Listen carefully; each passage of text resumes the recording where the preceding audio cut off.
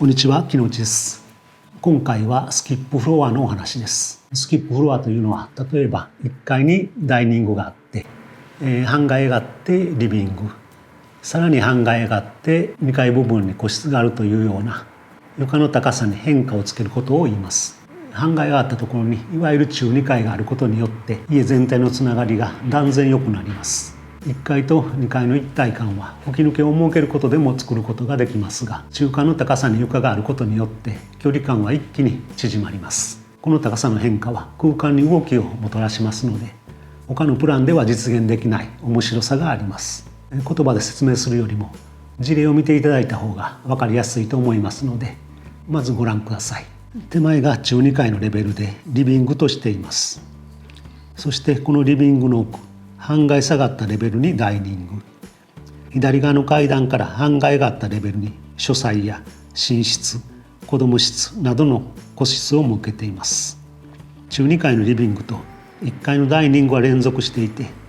2階の個室もすごく近く感じると思います。それに空間に動きがあるように感じられると思います。これはいつも見ている視点ではなく、上から見下ろしたり下から見上げたりという垂直方向に視点が変化するからだろうと考えています。もう少し引くとこういう感じです。中2階のリビングからは1階と2階の両方に視線が抜けるので空間が広く感じるはずです。空間を広く見せるコツは視線が抜ける距離を長くする、そして数を多くすることです。天井は切妻屋根の勾配をそのまま見せていますが、高さは2階部分の天井の高さがそのまま中2階部分に伸びています。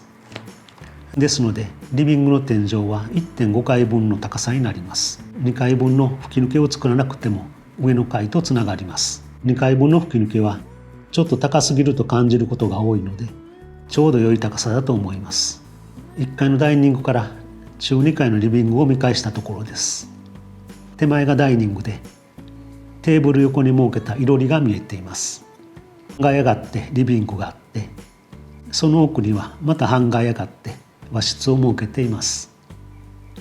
右側の階段で折り返して2階の個室へと上がります。1階から中2階の階段をかけるというよりは、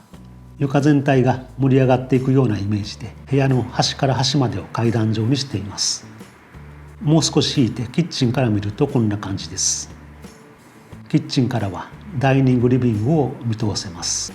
ダイニングテーブルは階段に引っ掛けるように作り付けています。右側の窓の外がデッキテラスになっているのですが、このテラスも室内と同じように同じ位置で階段状に上がっていきます。実はこのようなスキップフロアになったのには理由があります。敷地条件として敷地の真ん中に約 1.4 メートルの段差がありました。当初はこの段差を避けて低い方か高い方の敷地に建物を建てることも検討したのですが、やはりバランスが悪いのでこの段差をまたいで建てることになりました。こういう段差があって、その敷地の段差をそのまま床のレベル差としています。ダイニングから半階分床が盛り上がったところにリビング、それからさらに半階分上がったところに個室を設けています。これは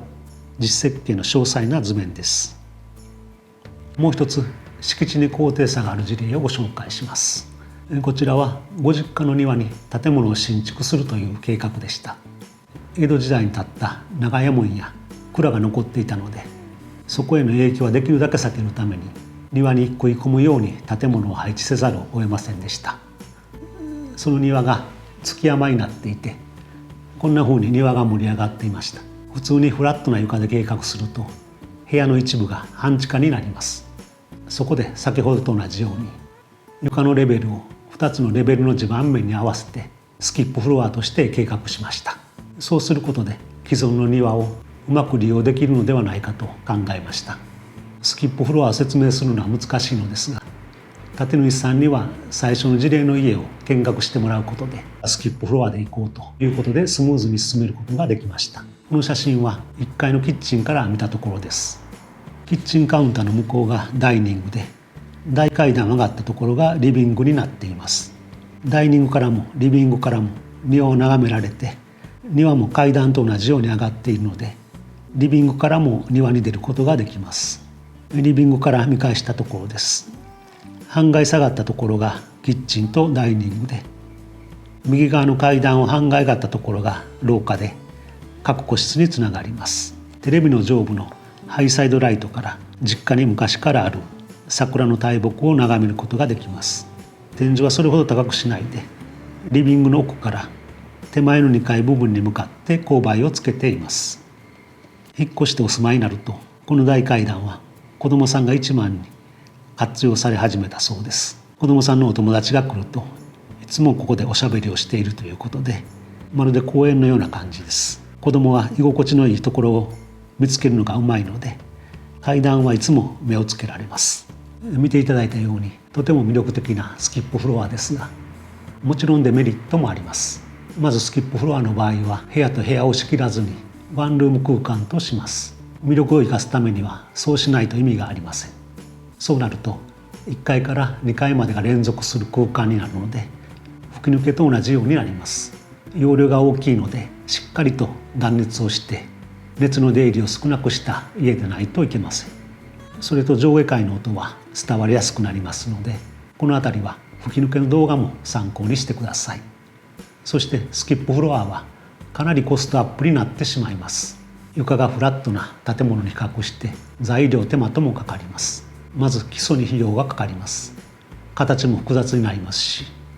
高低差のある地盤に基礎を作るのは土が崩れないように土留めをしたり結構大変です。それに上部の構造も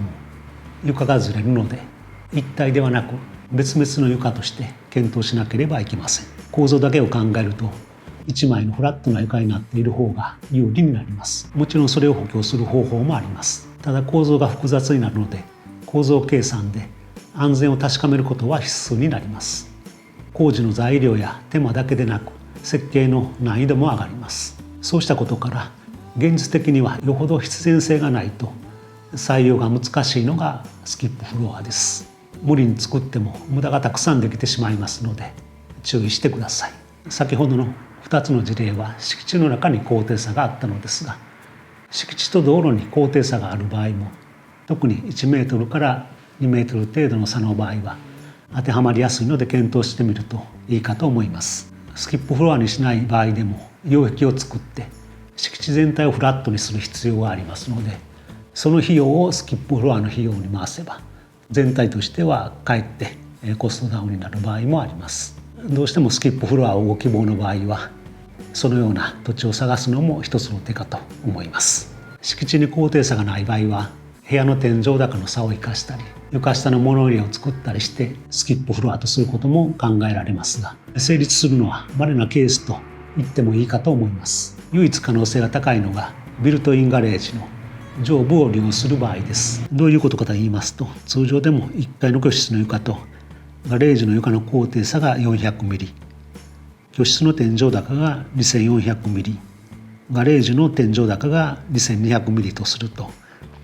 2階の床で600ミリの段差がつくことになります。ガレージの天井高をそれほど高くしても仕方がないので、これは合理的なスキップフロアの作り方です。1メートル以下程度の段差でしたら構造的な負担も少なくなります。この程度の高低差でもスキップフロアの効果は大きいものです。事例を見ていただきますと、この事例でもフロアの構成は同じで、手前の2階レベルにリビング、奥の少し下がったところにダイニングとキッチン、そして正面の階段を上ったところに子ども室を設けています。少しの差ですが高さに変化が生まれて3階の子ども室の距離も近づきました。さらにここでは階段の立ち上がり部分をガラスとして1階のガレージに光を落とすこともできました。こんな風にビルトインガレージで2階リビングとした場合に当てはまりやすいスキップフロアの構成です。このスキップフロアは視点の高さに注意すると面白くなります。ソファーに座った時とダイニングテーブルに座った時、キッチンに立つ時とはそれぞれ視点の高さは違いますが、これにスキップフロアによって生まれるレベル差を組み合わせることでより動きのある空間を作り出すことができます。見ていただきましたようにとても魅力にあふれた空間ができる可能性を秘めているスキップフロアですが、どの家にも当てはめることはできません。スキップフロアを採用できる条件は残念ながら限られています。野球でいうとバットにはなかなか当たらないけどもツボにはまればホームランという強打者タイプがスキップフロアです。当てはまりそうな方はぜひ検討してみる価値のあるプランでもあります。今回は以上です。最後まで見ていただきありがとうございました。これからも家づくりに大切な情報をデザインの現場からお伝えしますので、ぜひご覧ください。それではまた次の動画でお会いしましょう。